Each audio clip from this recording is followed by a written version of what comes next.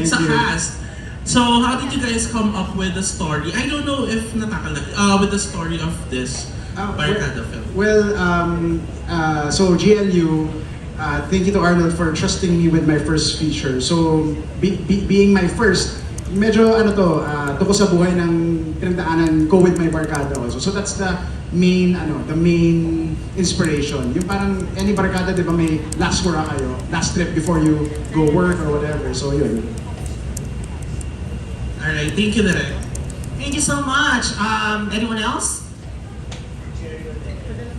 Hi, Sir Jerry. Here. Direct, what's with the April 24 at yung isang movie, Elevator, kasabay pa rin itong GLU? Hindi ko alam, parang nagkataon, pero since Chinese ako, naniniwala ako baka swerte yung 4/24/24. So sana swerte nga for both. Festival. Kumusta yung pakikitrabaho dito sa mga aktor na ito na considering na after doing GLU, ang layo na ng narating ng kani-kaniyang career?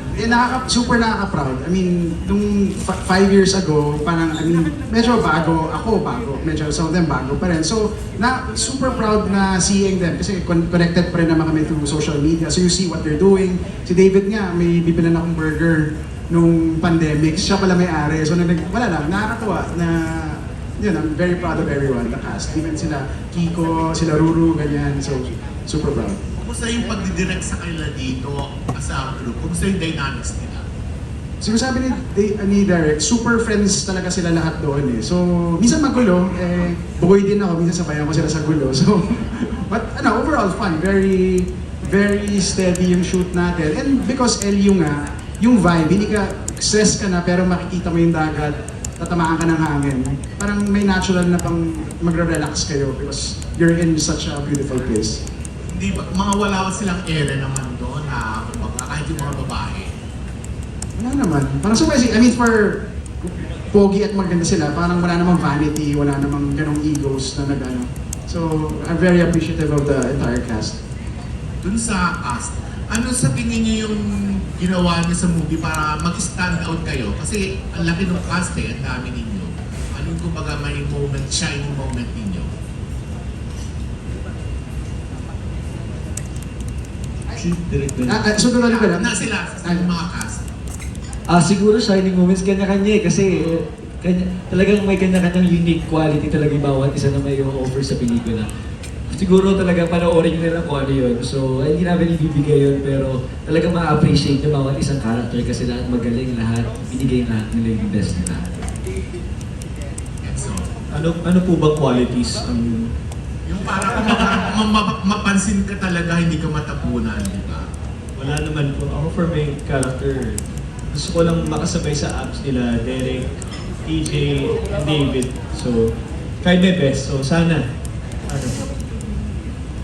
Ako naman, I think at that time, yung competition na nakikita ko was yung sa katawan. Diba? Parang, ano kami, parang mas batak ako sa'yo ha. Mga ganun lang naman at that time, syempre, 2019, we were, bata pa kami noon, diba? So, yun pa lang yung problema namin, yung abs, diba? Parang may cuts ba ako?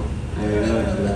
Mga ganun lang. So, when it comes to acting naman, iba-iba naman yung roles namin and I think balance naman siya when it comes to like spotlight. So, Katarina.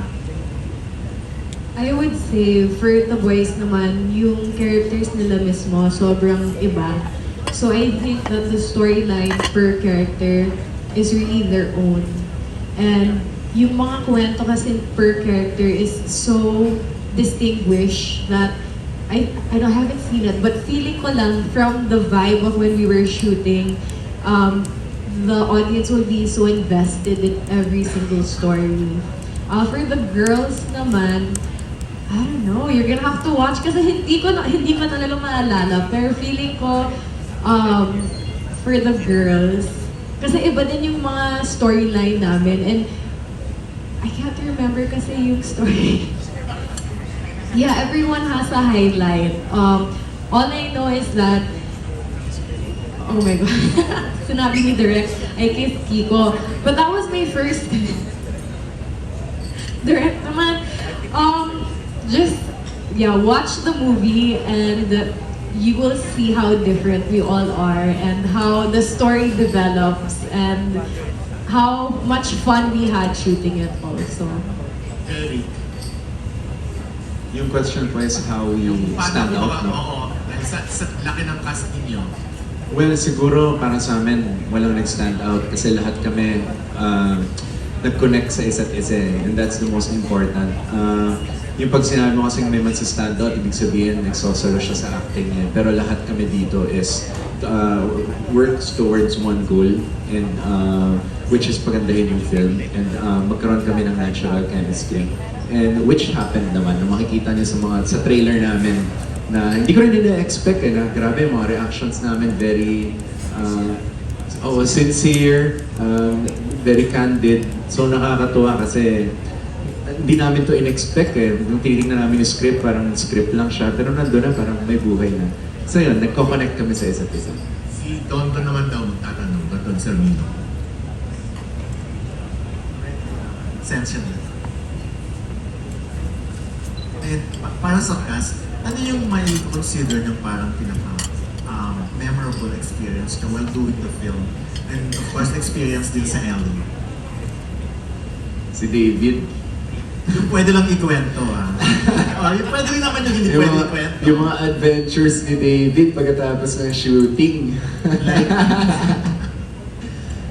Well, yun nga, actually yung pinaka-memorable dito is when we wake up every day at 6 a.m. to run. Because I'm not a fan of running talaga, pero like pinupush nila ako talaga kasi more on lifting weights, pero like cardio in the morning. Siguro doon din talaga nabuo yung bond namin sa ginagawa namin. Like makikita niyo sa buong island bang, Elio? Sa buong island, umiikot kami at talagang nakikita kami ng mga tao na naka-topless, tumatakbo. So yun yung pinaka-memorable para sa akin. Okay. Katarina, ikaw, ano yung pinaka... I think the most memorable would be the shots we would shoot at night kasi medyo pagod na ako. So ito yung time na natatest talaga yung stamina ko kung kaya ko umarte at magtagalog sa late night. And I feel like kasi you're waiting to finish the day but then we were having so much fun. And you don't want to disappoint anyone. Kasi again, ito yung first film ko, so I remember this part being the pinaka-challenging na part for me personally because I don't sleep. So, and natutulog ako ng medyo maaga. But it was, again, so much fun and I would sometimes be like, are we almost done? But then, I learned a lot on the job also, which was I think the most memorable part for me. Okay. Memorable, pero hindi naman romantic experience. No, Because- not at all. Like I said, if every movie was shot this seamless, and I think the dynamic of the cast was like this, I would shoot 1,000 more. David. Most memorable, I think yung meron kaming one time na nag-shoot kami sa yung basta yung katabi ng Flotsam. Okay. Yun. So yung yung Flotsam kasi if hindi nyo alam, party place siya. And at that night kasi na nag-shoot kami, weekend pala yun, so Saturday. So ang ginagawa namin ni Derek, tsaka ni Enzo, tsaka lahat yata tayo, no? Na hindi alam ng production, pupunta kami ng Flotsam para uminom. Oo, in between ng mga scenes, di ba? So, parang I think hindi nangyayari yun sa mga regular shooting na teleserye or movie. And ayun na nga, goes to show na parang naalala ko tuloy na yung GLU pala yung pinaka-relaxed and most fun na movie or teleserye na nagawa. So direct na nag-shooting sila kahit medyo tipsy sila. Ay, hindi naman.